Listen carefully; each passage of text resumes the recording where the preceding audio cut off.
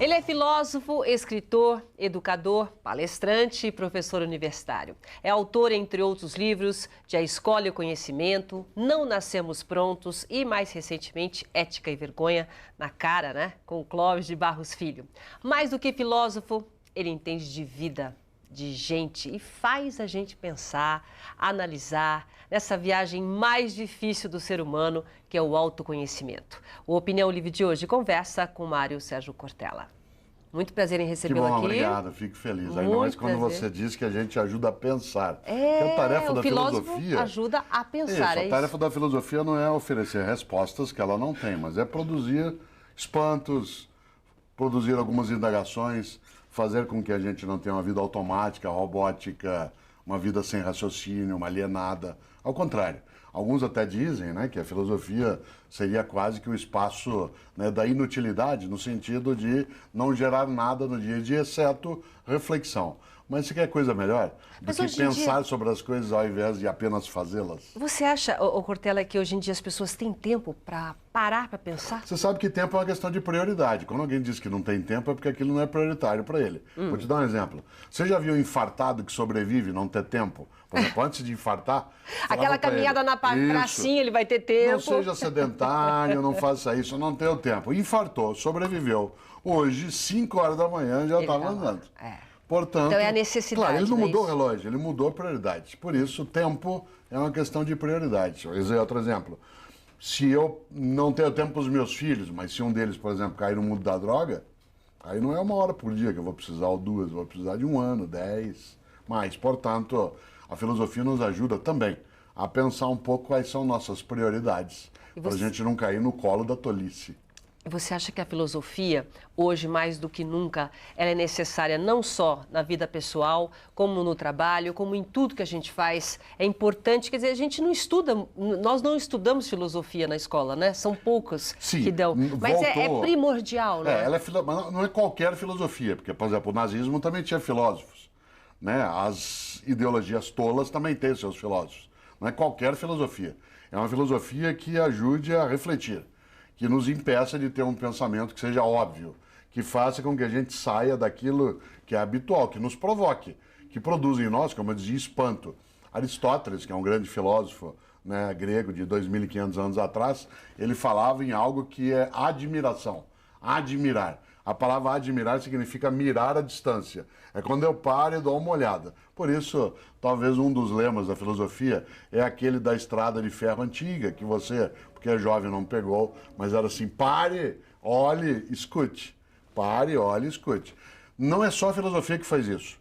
Por exemplo, um programa de TV como esse na nossa conversa, ele traz também a filosofia. Traz ela reflexão. Não vem só na escola, Claro. Ela não vem só na TV, não vem só no rádio, no jornal. Ela vem quando nós nos dispomos a interromper um pouco o modo mais automático de viver e pensar assim: por que eu estou fazendo desse jeito? Minha conduta, aquilo que eu tenho como comportamento, será que é o correto? Ou eu faço isso que os outros fazem? Ô, Cortella, mas a maioria das vezes é o que você falou. É só quando a gente leva aquele tapa na cara, entendeu? A gente tem que levar um tapa na cara para parar, para realmente refletir alguma coisa. Sim, infelizmente. Às vezes o parto das ideias, ele vem a fórceps. Você sabe que o uso do fórceps, ele tem um nível, às vezes, de agressividade. Mas ele precisa ser feito, né? E, de uma maneira geral, alguns sustos que tomamos no dia a dia, né, nos fazem mexer.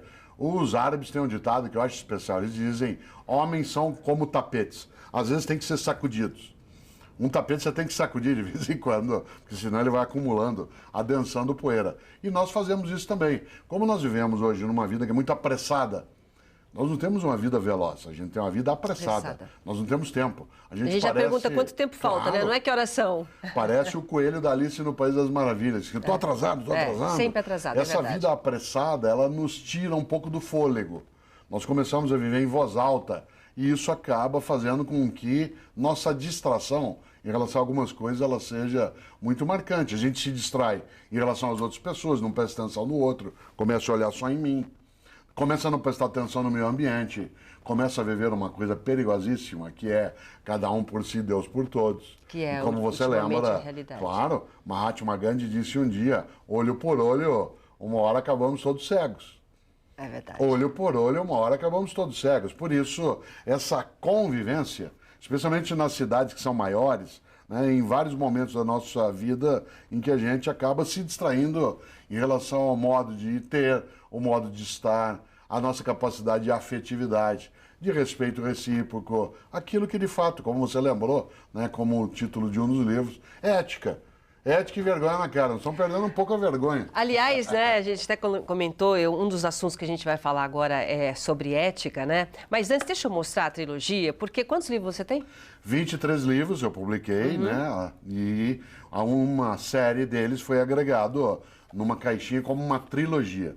São 3 livros que se iniciam por não. Não espere pelo epitáfio, não nascemos prontos e não se desespere. Não é não de negação, é não de advertência. Cada um deles tem 30 e poucas reflexões sobre vida, morte, paixão, amor. Por exemplo, no mais recente, que é o Não Se Desespere, ele tem uma reflexão, o Não Se Desespere, que se chama assim, ética não é cosmética. Fala um pouquinho dele, Ética não é cosmética, isto é, ética não é uma coisa de fachada, que a gente usa só para mostrar. Outra coisa que tem nele, religião não é coisa de gente tonta. É um artigo. A religião não é coisa de gente tonta, a religião é coisa de gente. É que tem gente que é tonta e gente que não é.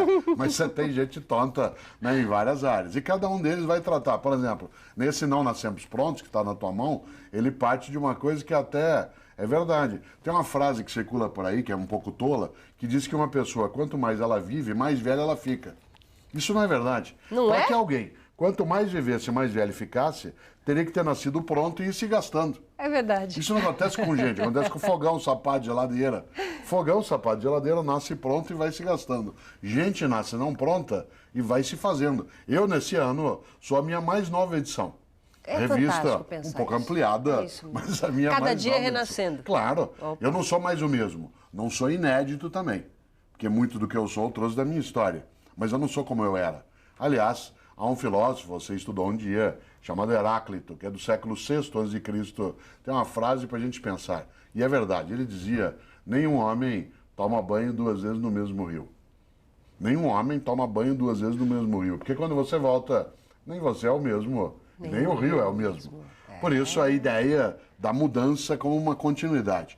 Claro que essa mudança não é da totalidade. Muito em mim permanece, muito em você permanece. Mas nós não fomos mais como éramos. Nesse sentido. Pode ser refeito, né? Temos Aquele de fazer. momento ter refeito, mas outra pessoa e outra situação. Por isso que a gente precisa distinguir a diferença entre gente idosa e gente velha. Uma pessoa idosa é aquela que tem bastante idade. Uma pessoa velha é aquela que acha que já está pronta, Já não que já precisa fazer conhece, nada, que já acomodado, sabe. Uma né? pessoa idosa tem 70, 80 anos de idade. Tá aí, Velho você curtindo a pode vida. ser com 20 anos de idade. É verdade. Ter né? aparência de velho. Esse aqui, Não Espere pelo Epitáfio. Lembra do epitáfio dos Titãs? Eu devia Lembro, ter lógico. amado mais, sonhado mais, ter visto o sol nascer. Não espere pelo epitáfio, tá as coisas sobre paixão, né, sobre morte, sobre tecnologia, para gente não ficar só lamentando uma vida que já foi. Você acha que as pessoas têm medo de mudar? Sem dúvida. Quer ver um exemplo concreto? Tem gente que, por exemplo, agora está conosco nessa conversa, que dorme do mesmo lado da cama há 10, 20, 30 anos. Mas isso é Mas hábito, olha só, vai. viaja, às vezes viaja, fica sozinho numa cama, dorme daquele lado. Ué. Eu sou assim, eu tenho o meu lado da cama. Mudar é É complicado. hábito isso. Claro, o hábito. Mark Twain, que foi um grande escritor norte-americano, dizia que hábito a gente não consegue jogá-los pela janela. Você tem que ir empurrando escada abaixo, degrau por degrau. Pra poder Hábito mudar, é tão né? complicado que tem gente que se habitua a sentar em casa para comer no mesmo lugar. A minha cadeira. Se chegar uma visita e tirar ele daquele lugar, ele nem come direito aquele dia. É verdade. Você está no meu lugar. Obviamente, há uma diferença na vida entre ser flexível e ser volúvel. Uma pessoa flexível é aquela que muda quando é necessário. O volúvel é aquele que o vento bate e ela vai mudando. Por isso, ser capaz de mudar é ser capaz de ser flexível, alterar a maneira de pensar, o modo de conduta, reinventar-se. É diferente de ser volúvel. O volúvel é aquele que o vento bateu, ela muda. Por isso, flexibilidade é uma coisa decisiva para viver. Mas quando você fala esse Não Espere pelo Epitáfio, que é justamente isso, devia ter feito. Hoje em dia, o tempo parece estar passando tão mais rápido, né? Eu não sei o que acontece, de repente já está no final do ano, de repente já estamos em outro ano, que as pessoas, quando elas olham, já não dá mais tempo de nada. Então, hoje que as pessoas estão vivendo muito mais, né? A gente vê gente de 80, 90 anos aí cheio de vitalidade, A pessoa está com 60, tem medo de mudar, às vezes, de profissão, medo de mudar de vida, medo de sair de um casamento. Essa zona de conforto, Sim. é difícil sair. Tudo aquilo que é muito familiar, que a gente está habituado, nos acalma. Então é um pouco a música clássica do Carlos Imperial, A Praça. A mesma praça, o mesmo banco, o mesmo jardim, as mesmas flores. É tão sossegado. Claro que deixa imóvel. Você sabe que na vida é preciso ter raízes e não âncoras. A raiz te alimenta, a âncora te imobiliza. Há pessoas que têm âncoras, elas ficam aprisionadas, no mesmo tempo, no mesmo lugar, do mesmo modo. Por isso, o medo à mudança, ele exige ser enfrentado. Há necessidade de ter coragem. Coragem não é ausência de medo. Coragem é capacidade de enfrentar o medo.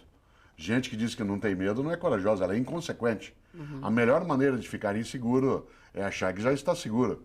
A melhor maneira de ficar desprotegido é achar que já está protegido. Por isso, uma pessoa inteligente é aquela que, tendo medo, enfrenta. O nome que se dá a esse enfrentamento do medo é coragem. Claro que a gente não deve confundir medo com pânico. Pânico é incapacidade de ação, medo é estado de alerta. Eu, Cortella, tenho que ter medo de ficar ultrapassado, medo de envelhecer. Eu tenho que ter coragem de ficar idoso sem envelhecer. Eu tenho que ter medo de não ser um professor que consiga mais encantar os alunos. Instigar, né? Claro, Pra você é o que a gente está falando. Me provocar o tempo todo para que eu não me acomode. Você sabe que quando a gente coloca água num copo, agora eu vou pegar um copo aqui, ó, olha só. Quando você coloca água num copo, a água se conforma ao copo. Isto é, ela fica aprisionada pela forma do copo. Você sabe que a água parada fede. A água parada se perde. A única maneira de você conseguir não feder, isto é, não apodrecer, é ser capaz de transbordar. Transbordar é ir além da borda. E uma das coisas que a gente tem que fazer com a nossa vida, a nossa cabeça, é transbordar. Isto é, ir além daquilo que é o nosso limite. Não é enlouquecer, né? Não é ficar insano, mas é ser capaz de enxergar além daquilo que está à nossa frente. Aquilo que os chineses chamavam tanto a atenção. Eles diziam, quando você aponta a lua bela e brilhante, o tolo olha atentamente a ponta do teu dedo. Certo? Isto é, prestar atenção naquilo que pode ser visto e não apenas naquilo que aponta e que mostra. A gente consegue fazer isso se nós interrompemos um pouco essa insana correria que a gente tem. E é possível fazê-lo de vários modos. Devagarinho, sentando para cozinhar, de vez em quando fazendo alguma coisa diferente que nunca fez. Ouvir música junto. Ou fazer uma coisa que quando eu era criança fazia muito, era ver formiga trabalhando. Né, que é uma coisa gostosa. Ou uma outra, fazendo o que eu não estou habituado. E eu gosto de fazer o que eu não estou habituado para minha mente ficar arejada um pouco.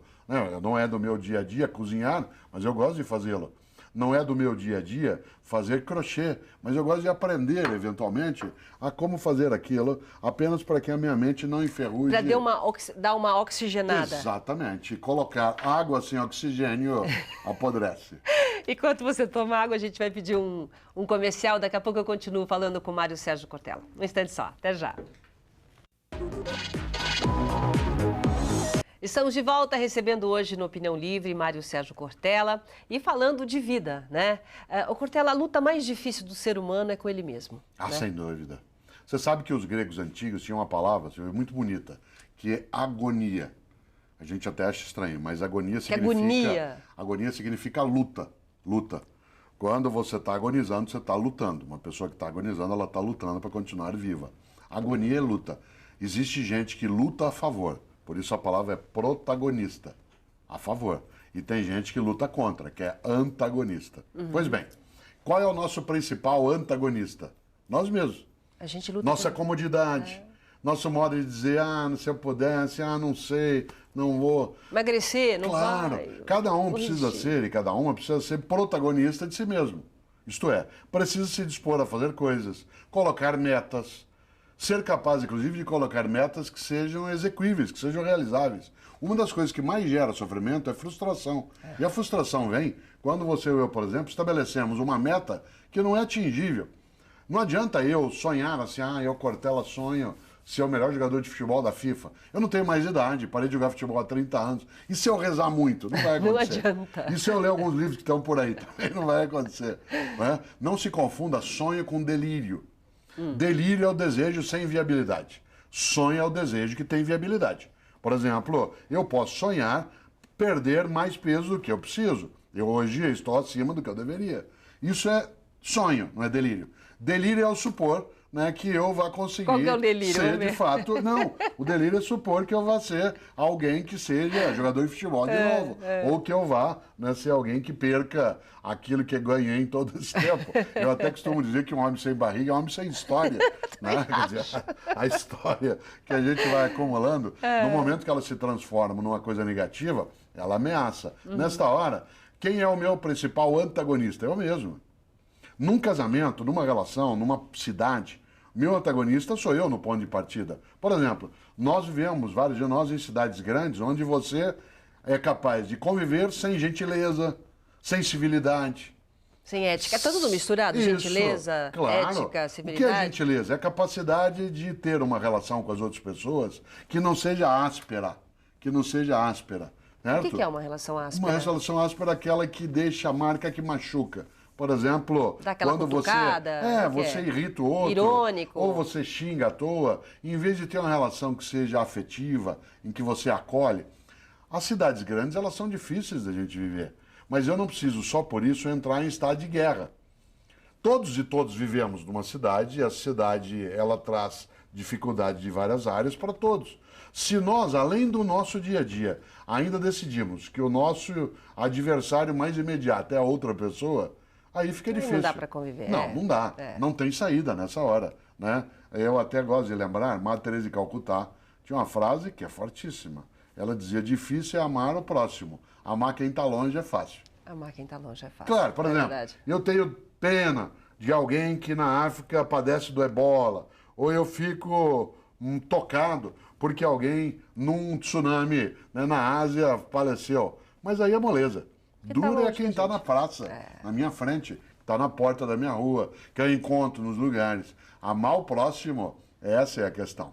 E por isso, a gentileza, a convivência ética, a decência, ela não depende de uma pessoa ter uma religião ou não. Uma religião pode ajudar ou não, mas ela depende, acima de tudo, de uma decisão. Que eu não serei tolo de imaginar que a minha convivência com as outras pessoas, ela não deva ser uma convivência que seja carinhosa, que seja direta, em que a gente tenha a capacidade, por exemplo, de ser educado no dia a dia, inclusive porque como fazer bem faz bem.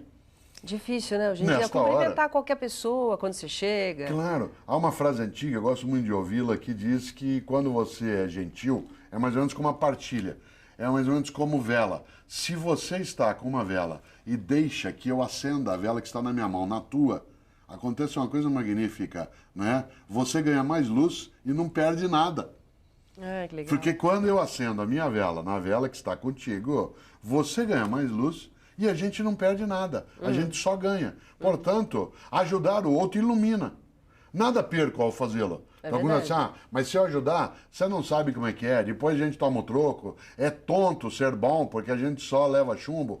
Lamento. Você acha que as pessoas estão muito descrentes? Por isso sim, que não bastante, tem essa gentileza? Bastante. Cada um se preocupa com a sua própria vida, quer dizer, cada vez mais. E tem uma coisa de ética misturada nisso ou não? Tem uma ética muito perigosa, que é a ética do individualismo exagerado. É aquela em que eu dizia há pouco contigo, cada um por si, Deus por todos. E a regra na vida tem que ser um por todos e todos por um. Não pode de maneira alguma. Essa não alguma. muda, né? Não, de maneira alguma. Uma das coisas mais fortes na vida é a nossa capacidade de convivência. Convivência. Nós vivemos em condomínio, todos no mesmo lugar, no mesmo domínio. Todas as vezes que a gente rompe, ameaça, que a gente é incapaz de ter essa percepção, nós colocamos a nós mesmos em risco e em ameaça. E nesta hora, a filosofia ela pode sim vir à tona como uma das coisas que nos ajuda a pensar. A ética é uma parte da filosofia, como meditação, como reflexão. O que é ética? Ética é o conjunto de valores e princípios que você e eu usamos na nossa conduta. Aliás, como eu sempre gosto de lembrar, a ética é o conjunto de valores que você tem para responder às 3 grandes questões da vida humana. Porque você e eu temos 3 grandes questões na vida, em relação ao modo como nós conduzimos, que são: quero, posso, devo? Quero, posso, devo. Tem coisas que eu quero, mas não posso, coisas que eu posso, mas não devo, coisas que eu devo, mas não quero. Como é que eu equilibro isso? Isso significa que eu preciso ter valores e princípios em que algumas coisas que eu quero e que eu até eventualmente posso, eu não devo. Há coisas que eu devo, mas não quero. Se eu devo, mas não quero, e a minha vontade precisa ser coerente, eu não posso fazê-lo. Ah, mas se eu não fizer, eu vou ter problema. Assuma. Ética é decisão, é escolha. Há coisas que eu até posso, mas não devo.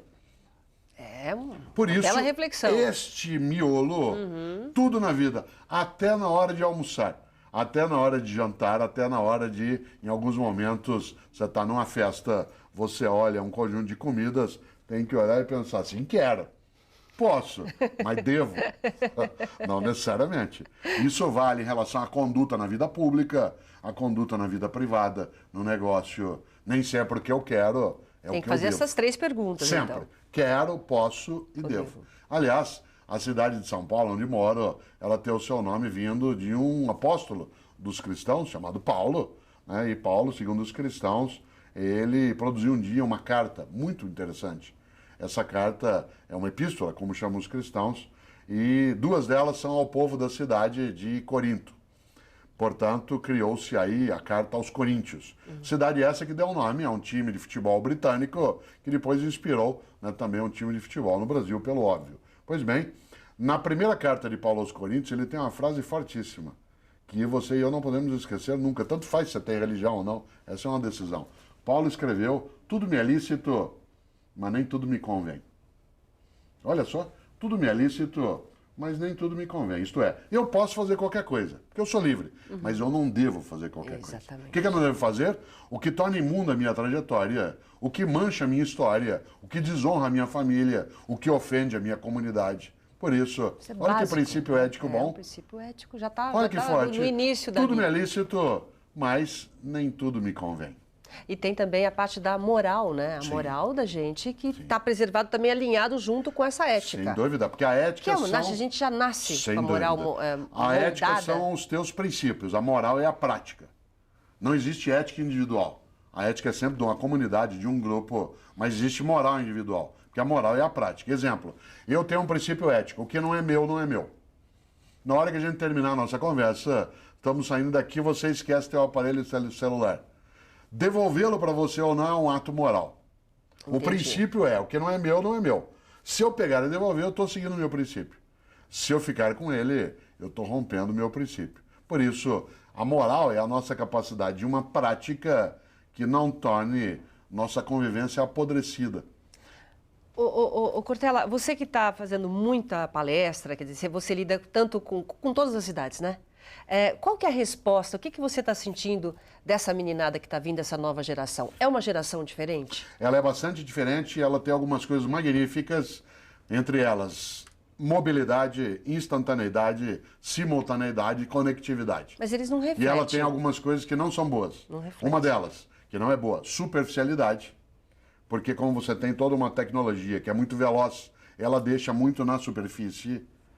Outra característica que não é boa, que nós temos que nos formar com eles, paciência, é uma geração muito impaciente. A geração que aí está nos ajuda a muita coisa, tem senso de urgência. A geração que tem mais idade tem paciência. Se a gente junta as duas, a gente cresce. Nenhuma das duas sozinha basta. Claro, como eles não nasceram prontos, nós temos alguma responsabilidade. Há pessoas até que dizem uma coisa curiosa. Ah, essa juventude não tem jeito. Ué, mas ela não nasceu pronta. Ela foi educada por adultos. Alguém que a educou e a mal educou, se é um mal educador, só pode ter um filho mal educado. Quer dizer que a culpa é da gente. Também. Né? Não é exclusiva, mas é especialmente nossa. A culpa continua sendo da gente. Sem dúvida. Afinal, como você bem sabe, trabalho de parto não é só na maternidade, né? Ele continua pelo resto da vida. Mas como que você faz, né, hoje em dia, para passar esses valores? Porque existe, então, essa diferença muito grande. Parece que nós somos analógicos e eles já nascem digitais. Como é que faz essa conexão aí de ideias e de valores? Criando pontes. Você cria pontes. Primeiro, antes de mais nada, perceber que eles têm muito a nos ensinar. Então, vou te dar um exemplo na área de escola. Tem pai ou mãe que chega em casa à noite e chega para o filho e, em vez de aprender com ele, toma a tarefa de um jeito meio bruto. Diz assim, e aí, filho, o que você aprendeu hoje? Isso é auditoria. Você quer chegar ao mesmo lugar de um outro modo? A frase é assim, e aí, filho, o que você pode me ensinar hoje? Você vai chegar no mesmo lugar. Você vai saber o que ele estudou. A diferença é o modo de aproximação. O primeiro é, e aí, o que você aprendeu hoje? Eu estou tomando a tarefa. O outro é, o que você pode me ensinar hoje? Quando eu me coloco como adulto com disponibilidade para aprender, pessoas adoram ensinar. Jovens adoram ensinar. Muita gente diz, esse jovem não tem como falar com eles. Não...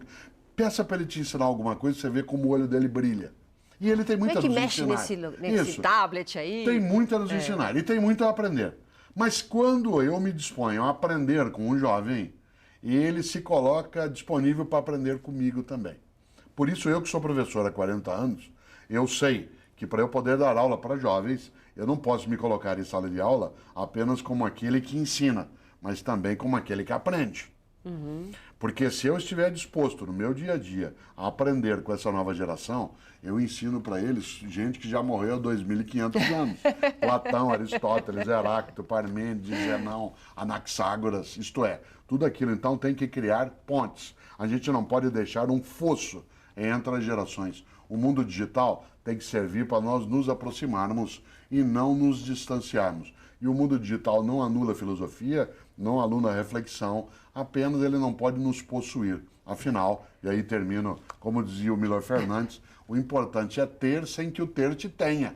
Isso mesmo. Não seja possuído por aquilo que você possui. Ai, Cortella, foi um prazer. Que bom, obrigado. Prazer receber você aqui, tá? Fique Muito feliz, obrigada abraço. Mesmo. O nosso Opinião Livre de hoje fica por aqui. Obrigado pela sua companhia e até a próxima. Tchau.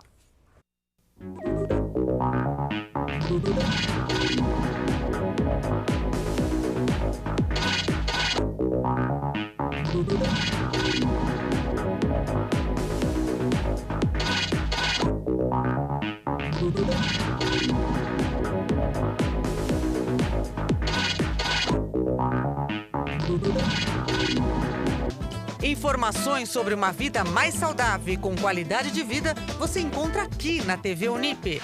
No programa Edição Saúde, você se atualiza sobre equipamentos modernos em diagnóstico e tratamento e acompanha reportagens especiais e entrevistas com diversos especialistas na área da saúde. Não perca o Edição Saúde aqui na TV Unip.